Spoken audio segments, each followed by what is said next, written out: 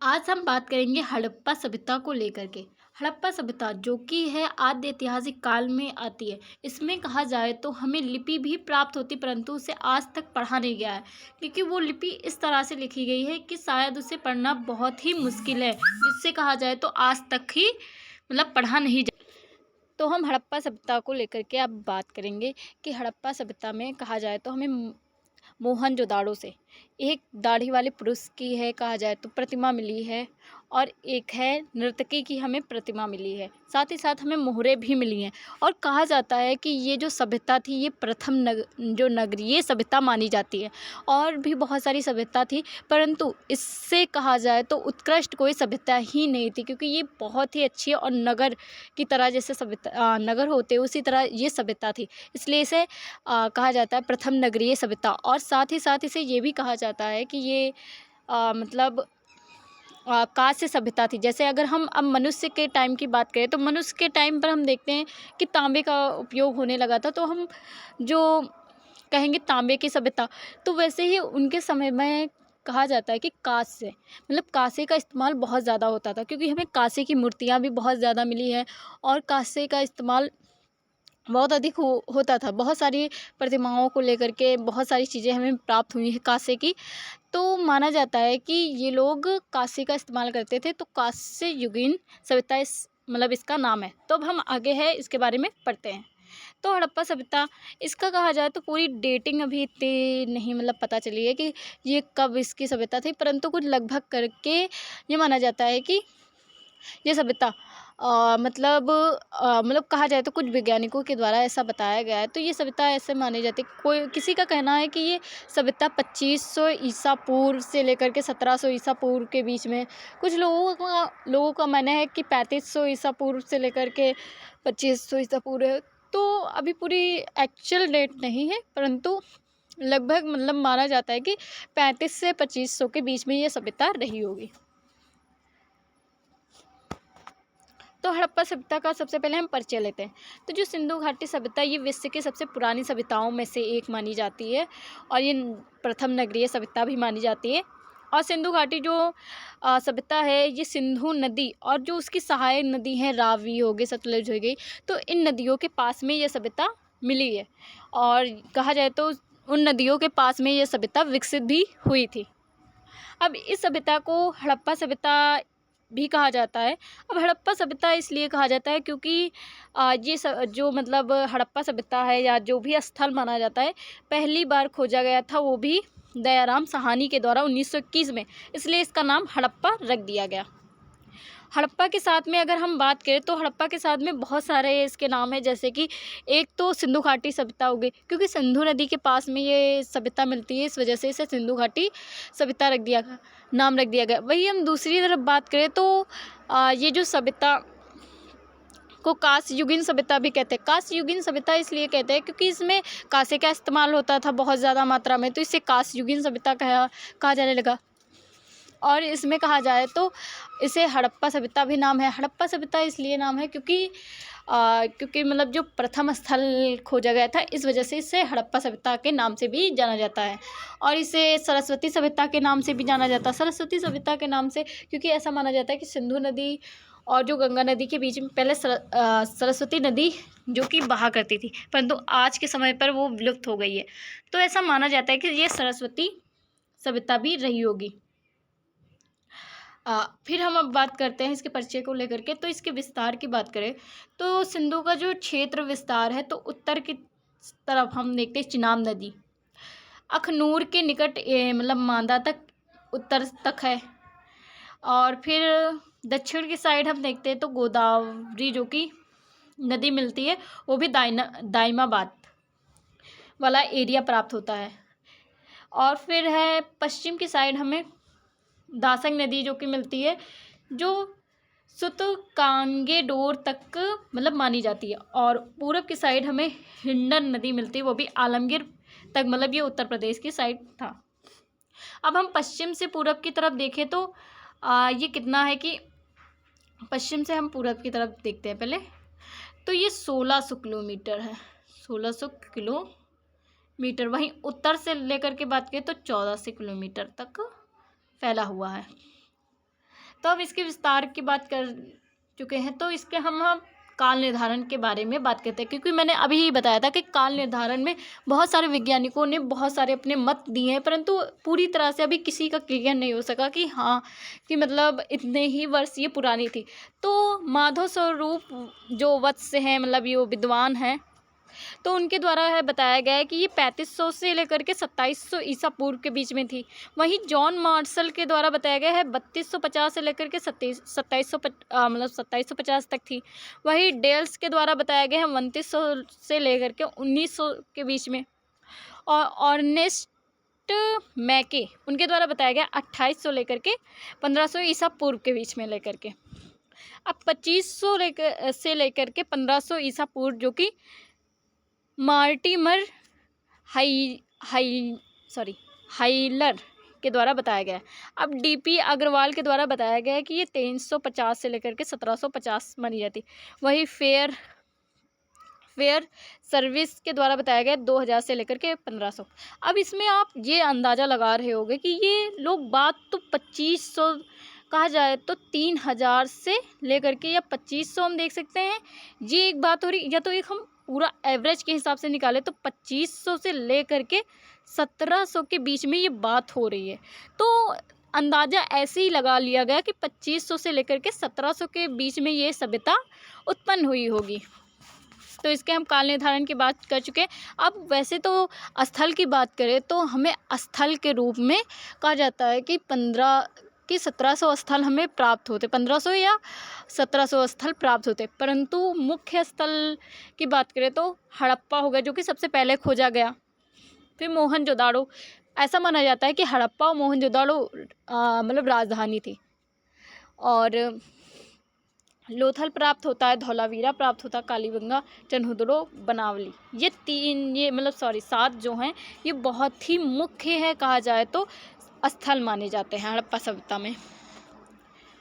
फिर हम बात करते हैं अन्य सभ्यता। अब जब हड़प्पा सभ्यता का उदय हुआ था तब कहा जाता है कि ये लोग आयात निर्यात भी कर रहे थे, तो अन्य भी सभ्यताएं जो कि उसी टाइम में विकसित भी हुई थी। तो हम देखते हैं एक सुमेरियन सभ्यता हो गई, और नील नदी की सभ्यता, फ्रांस की साइड सभ्यता, चीन की साइड सभ्यता हमें देखने को मिलती हैं। और हमारी जो कि मतलब कहा जाए तो सिंधु घाटी सभ्यता या हड़प्पा सभ्यता थी। तो इन लोगों के साथ में व्यापार भी होता था। अब सिंधु घाटी सभ्यता का विस्तार की बात करें तो ये विस्तार में अगर हम अफगानिस्तान में देखें तो हमें 2 स्थल देखने को मिलते हैं, एक मुंडी गाई, एक सोर तुगाई एक मिलता है, एक मुंडी गाक मिलता है। मुंडी गाक हाँ, और शेर तुगाई मिलता है। वहीं हम पाकिस्तान में बात करें तो 500 स्थल मिलते हैं, हड़प्पा और मोहनजोदाड़ो जो कि पाकिस्तान में हमें प्राप्त होते हैं। वहीं भारत में 1000 से ज़्यादा स्थल प्राप्त होते हैं, वो भी इसको लेकर के हड़प्पा सभ्यता। अब इनकी नगर योजना की मतलब कैसी थी, क्योंकि हम कहते हैं ना ये प्रथम नगरीय मतलब कहा जाता है सभ्यता मानी जाती है। तो प्रथम नगरीय सभ्यता है तो इसमें कोई तो खास बात रही होगी। तो इनके नगर की योजना की बात करें तो नगर सुव्यवस्थित थे, इनके ग्रिड पैटर्न बनाए गए थे। ग्रिड पैटर्न का मतलब ये है कि जो नालियाँ थीं वो एकदम सुव्यवस्थित की गई थी, और ग्रिड पैटर्न जैसे कि ईंटें हैं, ये सारी चीज़ों को अच्छे से लगाया गया था। पक्की ईंटें थी, और सड़कों का जो कि समकोण पर मिलना, जो सड़कें थी वो समकोण पर मिलती थी। वही हर घर में नाली की व्यवस्था थी, जैसे कि मान लो ये एक घर हो गया, ये घर हो गया, और ये रोड हो गई, फिर यहाँ पर घर होगी, तो यहाँ से एक नाली होती थी और इस साइड में एक नाली बनी हुई होती थी, इस साइड में एक नाली बनी हुई होती थी। तो क्या है कि मतलब नाली की व्यवस्था भी थी इनके वहाँ, और पक्की हुई ईंटों का प्रयोग निर्माण करते थे। घर भी पक्की ईंटों के, नाली भी पक्की ईंटों की। तो इनके हर एक चीज़ में स्नानागार, कुएँ, हर एक चीज़ जो कि पक्की ईंटों की बनी हुई होती थी। ये देखो नाली इनकी, तो ये देखो नाली जैसे हमें देखने को मिल रही हैं, नालियाँ हो गई, यहाँ पर घर रहे होंगे और यहाँ पर अच्छे से रोड रही होगी, और ये देखो नालियों के बीच में थोड़ी थोड़ी गैपिंग भी थी। गैपिंग इसलिए थी क्योंकि ये लोग जो नाली में कचरा या जो भी होता था उस चीज़ को निकालने के लिए ये लोग ये पैटर्न बनाते थे। और अगर जैसे नाली का पानी बीच में फंस जाता तो इनके द्वारा उसे साफ किया जा सकता था। ये स्वास्थ्य पर भी बहुत ज़्यादा ध्यान देते थे। फिर हम आगे बात करते हैं। अब जो प्रमुख स्थल हैं उनके खोजकर्ताओं के नाम हम देखते हैं। तो प्रमुख स्थल में हमें हड़प्पा सबसे पहले देखने को मिलता है। फिर 1921 में इसको खोजा गया था माधव स्वरूप वत्स के द्वारा, जो कि दयाराम साहनी जिन्हें कहा जाता है। और मोहनजोदाड़ो की 1922 में की गई थी राखलदास बनर्जी के द्वारा। ये इम्पोर्टेंट भी है इसमें, क्योंकि कभी कभी मिलान के लिए या प्रीलिम्स में क्वेश्चन पूछ लिए जाते हैं, तो ये इम्पोर्टेंट भी है। और रोपण में 1953 जो कि जगदत्त शर्मा के द्वारा। कालीबंगा में ब्रजवासी लाल अमलानंद घोष सॉरी, हाँ, तो ये 1953 में इन्होंने की थी। लोथल वहीं पर 1954 में रंगनाथ राव के द्वारा किया गया था। चनहुदड़ो जो कि 1931 में एन गोपाल मजुमदार के द्वारा किया गया था। वहीं पर कोट दीजी जो कि 1953 में फजल अहमद के द्वारा खोजा गया था। सुरकोटदा जो कि 1964 में जगपति जोशी के द्वारा। बनावली, ये भी इम्पोर्टेंट है बनावली, ये 1973 में रविंद्र सिंह बिष्ट के द्वारा। और आलमगीर जो कि उत्तर प्रदेश में है, तो 1958 में जगदत्त शर्मा के द्वारा खोजा गया था। जगदत्त शर्मा, रोपड़। तो इस तरह याद कर सकते हो कि हाँ, थोड़े बहुत एक लोग का नाम लिखो, 2 डेटें लिखो और 2 स्थल लिख दो। अब रंगपुर जो कि 1953 से 54 के बीच में माधव स्वरूप, वो भी रंगनाथ राव इनके द्वारा खोजा गया था। सुतकोंगे डोर जो कि 1927 में Aurel Stein George and Dales के द्वारा खोजा गया था। तो ये प्रमुख स्थल हैं जो कि खोजकर्ता के नाम।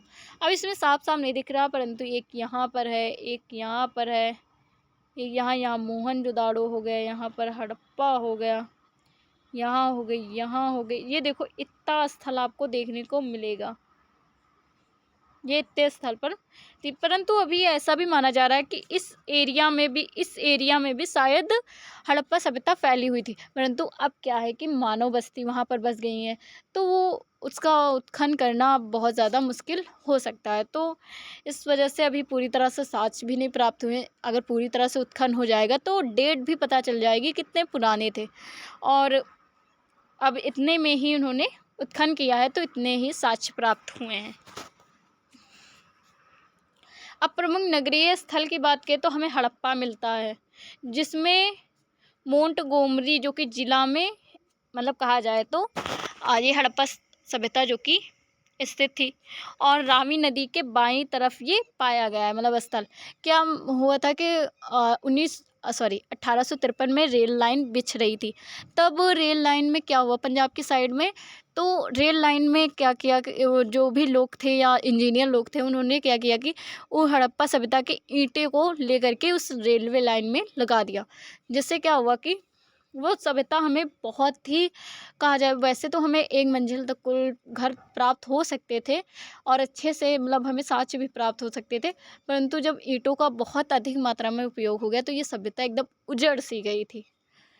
तो हड़प्पा जो कि सभ्यता हमें प्राप्त होती, और मनुष्य की बलुआ पत्थर की मूर्ति प्राप्त होती। अन्नागार क्या है कि हम देखते हैं जब प्रागैतिहासिक काल में जब मनुष्य था तो क्या करता था, कहीं पर भी जा कर के खाना खा लिया करता था। मतलब मान लो खाने के रूप में तो वो भोजन उस तरह तो था नहीं, जैसे फल जानवरों का शिकार करके, परंतु इनकी टाइम कहा जाए तो कृषि अच्छी हो गई थी। अन्नागार से हमें यही मतलब है कि आज हम देखते हैं कि हमारी कृषि हरित क्रांति है, डेवलप हो गई है, तो इसमें क्या है कि फसल बहुत अधिक हो गई है, तो हम लोग अपने लिए बचाते भी हैं और क्या करते हैं कि उससे क्या बोलते हैं कि जो मील ऊल होती है वहाँ पर जमा करते हैं। तो वैसे ही उनका अन्नागार था, मतलब उनकी कृषि वो लोग अपने लिए बचा भी लेते थे भोजन और साथ ही साथ अन्नागार में जमा भी करते थे। बैलगाड़ियाँ भी थी तब के ज़माने में, इतना सब विकसित। मोहनजोदाड़ो, जो हड़प्पा और मोहनजोदाड़ो जो कि जुड़वा मतलब राजधानी मानी जाती है, ये दोनों क्या है कि जुड़वा राजधानी मानी जाती है, क्योंकि इनसे बहुत अच्छे मतलब मात्रा में मुद्राएं भी मिली, मोहरे।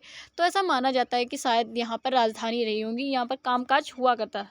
अब मोहनजोदाड़ो को अन्य नाम से भी जानते हैं, जैसे प्रेतों का टीला, क्योंकि यहाँ पर बहुत ज़्यादा समाधि या कहा जाए बहुत सारे कंकाल प्राप्त हुए हैं, तो इसे प्रेतों का टीला भी कहते हैं। सिंधु सभ्यता का बगीचा भी कहा जाता है। अब मलेरिया के यहाँ पर बहुत अधिक साक्ष्य मिलते हैं, सर्वाधिक बाढ़ के साक्ष्य मिलते हैं, क्योंकि ये अरब सागर के आसपास है, तो इस वजह से शायद बाढ़ आई हो। और सर्वाधिक जनसंख्या विशाल स्नानागार प्राप्त होता है। जैसे हम देखते हैं कि आज के टाइम स्विमिंग पूल है, तो उसी हिसाब से तब स्नानागार, जो स्विमिंग पूल तो ना मानो, पर कहीं अगर धार्मिक स्थल होता है तो वहाँ पर क्या होता है कि लोग जा कर के किसी एक दिन या मान लो कोई रिचुअल होता है तो उस जगह पर नहाते हैं। तो इनका भी स्नानागार था, वो वहाँ पर ये लोग कहा जाए तो नहाया भी करते थे। और स्नानागार इस तरह से पक्की ईंटों का बना हुआ है कि उसमें ऐसी व्यवस्था थी कि गंदा पानी होने पर वो पानी भी निकाल दिया करते थे। और जो कि स्नानागार के नीचे ही मतलब रूम भी बने हुए थे, तो वहाँ पर वस्त्र भी चेंज करने की व्यवस्था थी। मतलब इतना ज़्यादा इनकी टेक्नोलॉजी थी अच्छी। कांसे की नर्तकी की मूर्ति मिलती है। इससे क्या पता चलता है कि औरतों का शायद वहाँ पर वर्चस्व था, ये मान सकते हैं कि औरतों का सम्मान था, या प्रतिसत्तात्मक ना होकर के मृत सत्तात्मक रहा हो व्यवस्था, तो ऐसे मतलब पता चलता है। पशुपति महादेव की मुहर एक मिलती है, जिसमें कहा जाए तो जो पशुपतिनाथ हैं वो प्राप्त होते हैं एक मुहर पर, और एक दाढ़ी वाला साधु मिलता है। अब पशुपतिनाथ जो कि हम मतलब जो हमारे आर्कोलॉजिस्ट थे उन्होंने नाम रखा, परंतु क्या ज़रूरी नहीं था कि उनके टाइम में ये पशुपतिनाथ ही रहे होंगे। लोथल से हमें बंदरगाह मिलते हैं, मतलब इन लोगों ने बंदरगाह भी बना लिए थे। बंदरगाह का मतलब यही है कि अन्य मतलब सभ्यताओं के साथ में व्यापार होता रहा होगा। बाजरे चावल के साक्ष्य भी मिलते हैं, मतलब कृषि में बाजरे और चावल स्टार्ट हो गए थे। अग्निवेदिकाएं का मतलब ये भी नहीं हो सकता है कि हाँ वहाँ पर हवन ही होता रहा हो। शायद वो लोग मनके बनाने में या किसी और काम में किया करते होंगे। उनका उस चीज़ का इस्तेमाल शतरंज मिलता, मतलब उस ज़माने के लोग शतरंज भी खेलते थे। और कहा जाए तो पारस की एक मुहर मिली है, और मनके का कारखाने भी मिले। मतलब मोहन जो लोथल है सॉरी, तो वहाँ पर क्या है, मनके के कारखाने मतलब फैक्ट्रीज भी उस टाइम पर थी। और 20 समाधि के साक्ष्य, मतलब ये है कि एक ही समाधि में 20 लोगों को दफनाया गया, तो इस चीज़ के साक्ष्य भी प्राप्त होते हैं। धौलावीरा में अगर हम देखें तो जलकुंड जो कि शैल स्थापत्य कला का एक अच्छा उदाहरण है। त्रिस्तरीय नगर योजना मिली। त्रिस्तरीय नगर योजना का मतलब क्या है कि एक होता था उच्च टीला और एक होता था निचला टीला। फिर इसमें क्या हुआ कि एक माध्यम भी आ गया, तो 3 टीले और स्टेडियम प्राप्त हुआ। मतलब क्या, तब के लोग भी मतलब एक कहा जाए तो ये गोलाकार में समतल मतलब तौर पर स्टेडियम उसे माना गया है, परंतु उनके लिए क्या होगा ये नहीं पता, पर स्टेडियम जैसा लग रहा तो इसलिए उसका नाम स्टेडियम रख दिया गया। अब हम देखते हैं कालीबंगा का अर्थ होता है काले रंग की चूड़ियाँ। तो यहाँ जो कि 7 होंगे, 7 नहीं होगा, 7 हवन कुंड मिलते हैं, जुते हुए खेतों के साक्ष्य मिलते हैं, और लकड़ी का हल प्राप्त होता है यहाँ पर, क्योंकि कालीबंगा में कहा जाता है जहाँ मतलब बहुत ज़्यादा खेती होती इस जगह पर हुआ करती थी। चंद्रदुड़ो, यहाँ भी मनके के कारखाने प्राप्त होते हैं, वृत्ताकार ईंटें प्राप्त होती हैं, और मिट्टी का मोर की आकृति, मतलब लोग मिट्टी के मोर की आकृति, टेराकोटा जिसे हम बोलते हैं, पकी हुई मिट्टी की, तो उसकी मतलब मोर की आकृति की कहा जाए तो प्रतिमा भी बनी हुई है, यहाँ हम कहते हैं मूर्ति बनी हुई है। अब जल निकास प्रणाली जो कि बनावली में बहुत ही अच्छी देखने को मिलती है। जो सड़कें हैं वो सीधी नहीं मिलती हैं और ना ही समकोण पर काटती हैं। और धवन पात्र मतलब हाथ धुलने वाला जो बेसिन हम बोलते हैं वो मिला है, और हल मिला है, और तांबे की कुल्हाड़ी मिली है। मतलब वो लोग तांबे का भी इस्तेमाल करते थे, परंतु कांसे का ज़्यादा। एक सेकेंड। हाँ, तो ये कहा जाए दाढ़ी वाले पुरुष की चित्र मिला है जो कि मोहनजोदाड़ो से प्राप्त हुआ। इनके देखो कि नोज़, इनकी आइज़ और इनके ये देखो सिर पर पट्टी बंधी हुई है। तो कभी कभी ये क्वेश्चन पूछ लिया जाता है इनके मतलब शरीर को लेकर के। अब इनके कहा जाए तो दाएं हाथ पर, ऐसे अगर मैं हूँ, हाँ बाएं हाथ पर इनके जो कि शॉल पड़ी है और शॉल में कहा जाए तो 3 टाइप के फूल बने हुए हैं। दाढ़ी इनकी है एकदम अच्छी सी, और बाएं हाथ पर कहा जाए तो इनके कुछ बंधा हुआ है जिसे हम क्या बोलते, बाह बंध, शायद हाँ वही बोलते, तो वो चीज़ बंधा हुआ, गले में कुछ पड़ा हुआ है और दाढ़ी एकदम क्लीन और इनके कान एकदम चिपके हुए। तो ये क्वेश्चन पूछ लेते। वहीं पर अब हम बात करते हैं नर्तकी की मूर्ति, वो भी कांसे की प्राप्त होती मोहनजोदाड़ो से। तो इस पर भी क्वेश्चन पूछ लेता है कि पीछे एक जूड़ा बंधा हुआ है और गले में कुछ पड़ा हुआ है, और जो हाथ में, एक हाथ में खूब ज़्यादा चूड़ियाँ और दूसरे हाथ में थोड़ी सी चूड़ियाँ, और कहा जाए तो वो अपना बायां हाथ जो कि अपने बाएं पैर पर रखे हुए हैं, और नाक चपटी हुई, आंखें थोड़ी सी बंद हुई। इसे साधु माना गया है कि आंखें थोड़ी सी बंद करी हुई और आराम से विरामानी मतलब आंखें बंद करके योग अवस्था में है। तो ये माना गया, वही नर्तकी की मूर्ति से माना गया। वैसे हम लोगों ने माना है, मतलब जो हमारे आर्कोलॉजिस्ट थे उन लोगों ने माना है, बाकी ऐसा था कि नहीं। वही पशुपतिनाथ की मूर्ति मिलती है, इसमें बाघ है और इधर देखा जाए गैंडा है और हिरन है, और नीचे भी 2 जानवर बने हुए हैं, तो इसे भी याद रखना है। अब इनके समाज की स्थिति कैसी थी कि लोग कैसे रहा करते थे, क्या कोई जाति व्यवस्था थी या किसी धर्म को मानते थे, तो इसके बारे में पढ़ते हैं। तो इनके में जाति व्यवस्था के बारे में या वर्ण व्यवस्था के बारे में पता नहीं चलता है। और कुछ लोग जो कि 2 मंजिले मकान में भी रहते थे, तो इससे पता चलता है इनकी इकोनॉमिक्स कंडीशन जो कि बहुत अच्छी थी। क्योंकि आज भी हम देखते हैं जिसके 2 मंजिला मकान है तो इकोनॉमिक्स कंडीशन थोड़ी सही होगी, तभी 2 मंजिला मकान है। तो वैसे ही उनका भी मान लो कि तब के ज़माने में 2 मंजिला मकान। और इससे एक और चीज़ समझ में आती, उनकी टेक्नोलॉजी कितनी अच्छी थी कि 2 मतलब है, कहा जाए 2 मंजिला मकान किस तरह बनाया होगा तब की टेक्नोलॉजी के हिसाब से। आज तो हाँ बहुत आसान है, परंतु तब के हिसाब से सोचो तो हाँ कठिन है। इससे पता चलता है कि उनकी आर्थिक स्थिति भी अच्छी थी। और ऐसा भी माना जाता है मृत सत्तात्मक व्यवस्था थी, क्योंकि एक हमें कहा जाए मूर्ति प्राप्त होती है जिसमें महिला के गर्भ से पौधा निकलते हुए दिखाया गया है। तो इसमें क्या है, ऐसा भी माना जाता है कि स्त्रियों की ज़्यादा ही मतलब वर्चस्व था, या कहा जाए स्त्रियों का ही राज था, मान सकते हैं। तो मात सत्तात्मक व्यवस्था थी। सती प्रथा के साक्ष्य, ऐसे कोई साक्ष्य मिलते नहीं। पल्लू वल्लू ये जो कहा जाता घूंघट, ये सारे साक्ष्य नहीं प्राप्त होते। और लोग शाकाहारी मांसाहारी दोनों थे, क्योंकि शाकाहारी कृषि भी होती थी और कुछ मतलब जानवरों के मतलब कहा जाए तो हड्डियां प्राप्त हुई हैं, जिसे कार्बन 14 के द्वारा पता करा गया है कि उन हड्डियों पर स्क्रैच भी बने हुए हैं।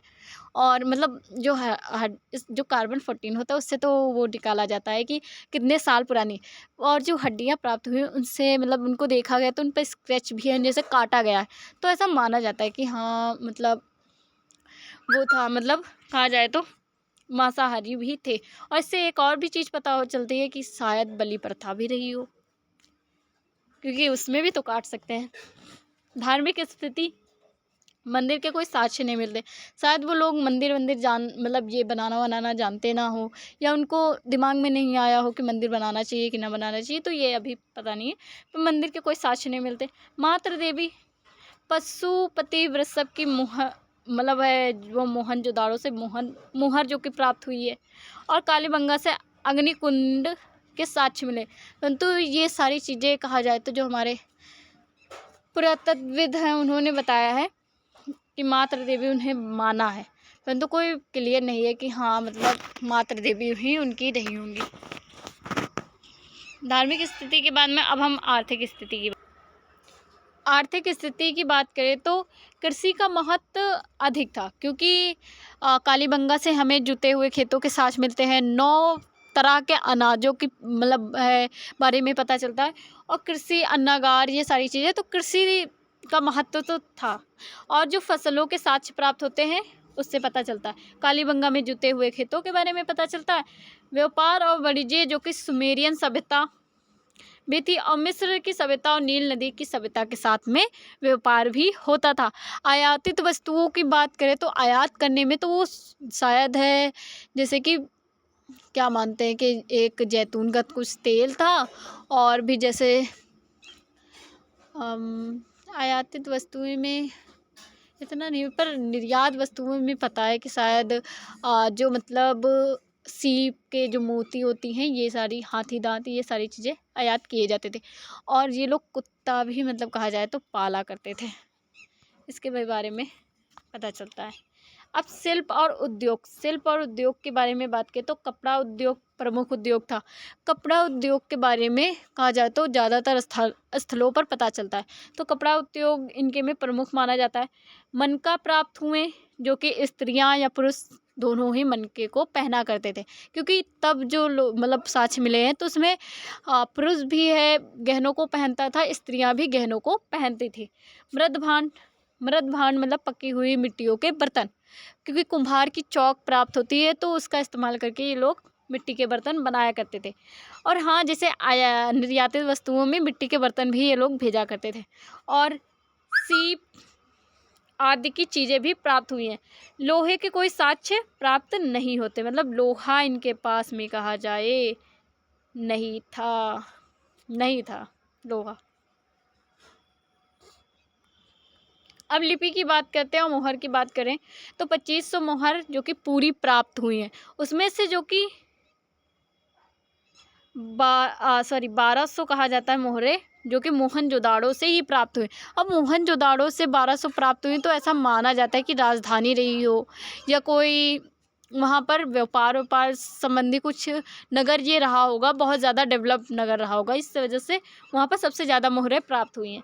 अब मोहरे वर्गाकार, आयताकार, मोहरे वर्गाकार 2 बार हो गया, ये मतलब होगा गोलाकार या कहा जाए बेलनाकार, बहुत सारे आकार की मोहरें प्राप्त होती। सेल खड़ी की, कुछ पत्थर की और कुछ मिट्टी की भी मोहरें प्राप्त होती। और लिपि जो कि आज तक पढ़ी नहीं गई है, मैंने पहले ही बताया कि लिपि ऐसी प्राप्त हुई है कि जिसे आज तक पढ़ा ही नहीं गया। और जो लिपि है ये बाएं से दाएं, दाएं से बाएं, मतलब अजीब ही है लिखी। अब लिपि जो कि मोहरों की बात करें तो ये देखो मोहरें हैं, इन पर लिपि लिखी हुई। जैसे आज हम देखते हैं कि हमारे सिक्का है, उस पर कुछ लिखा होता है, 2 रुपया लिखा होता है। अगर अब मान लो कि हाँ, इसके बहुत दिन बाद, मान लो कि 25, 3, 4 हज़ार बाद जो कि जनरेशन आएगी वो देखेंगे इन पैसों को, तो क्या सोचेगी कि ये क्या लिखा है। शायद तब तक की भाषा कुछ और चेंज हो जाए, तो वैसे ही उनकी भी भाषा रही होगी। अब हम लोग पढ़ नहीं पा रहे हैं तो वो बात अलग है, परंतु मोहरों पर कोई ना कोई लिपि लिखी है। शायद ये 5 रुपये लिखे हों उनके ज़माने में, शायद ये 10 रुपये लिखे हो, चाहे ये 1 लाख लिखे हो, अब कुछ भी लिखा हो तो पता ही नहीं है। तो ये मोहरें हैं प्राप्त हुई, और ये कुछ लिपियाँ प्राप्त हुई हैं। अब इसमें क्या है कि कोई भी नहीं जान पाएगा।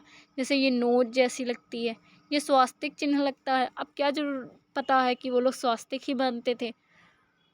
8, ये भी 8 लग रहा है, मतलब अजीब ही मतलब लिपि है। तो इसे अब कौन ही पढ़ पाएगा इस तरह की लिपि को, पता नहीं इनका कैसे हुआ। तो कुछ लोगों का कहना है, जैसे कि मार्टिमर वीहल और अर्नेस्ट मैक और जॉन मार्सन, उनका कहना आर्यों का आक्रमण हुआ था। अब आर्यों का आक्रमण होगा, मान लो कोई भी आक्रमण करेगा, मान लो हमारे देश पर आक्रमण होता है, क्या कहा जाएगा कि पूरे देश को समाप्त कर देंगे, पूरे देश के लोगों को समाप्त कर देंगे। कुछ तो लोग भाग करके कहीं ना कहीं तो जाएंगे ही। तो ऐसा मतलब माना जाता है कि ये एकदम सही नहीं है, क्योंकि आर्यों के आक्रमण से क्या पूरी सभ्यता ही नष्ट हो जाएगी, इतनी बड़ी सभ्यता थी। तो ये माना नहीं जाता। बाढ़, हाँ बाढ़ मान सकते, परंतु कब बाढ़ पूरी सभ्यता भर में आ जाएगी तो ये इसके भी पर बाढ़ मान सकते। ये जॉन मार्शल ने, देखो जॉन मार्शल इसमें भी थे, इसमें भी आ गए। और अर्नेस्ट मैक जो कि फिर से उसमें थे, इसमें। और SR राव, मलेरिया, क्योंकि हमें मोहनजोदाड़ो से सबसे ज़्यादा मलेरिया के साक्ष्य मिलते हैं सर्वाधिक, तो इसमें नर और कंकालों में मलेरिया के साक्ष्य मिलते, तो ऐसा माना जाता है कि मलेरिया हो गया था, और शायद इलाज न रहा हो तो मलेरिया की वजह से लोग मरते गए। परंतु जो अफ़गानिस्तान वहाँ तक मलेरिया कैसे पहुँच सकती? तो मलेरिया भी इतना ज़्यादा नहीं। जलवायु परिवर्तन, अब जलवायु परिवर्तन है, जैसे सूखा आ गया तो भी कुछ लोग यहाँ से भाग करके दूसरी जगह तो जाएंगे। अगर मान लो आज आप कहीं भी रहते हो, वहाँ पर सूखा आ गया, आप वहाँ से निकल करके कहीं तो जाओगे, तो सूखा की नहीं पर बाढ़ के ज़्यादा ही पता चलता है। Thank you, thank you so much.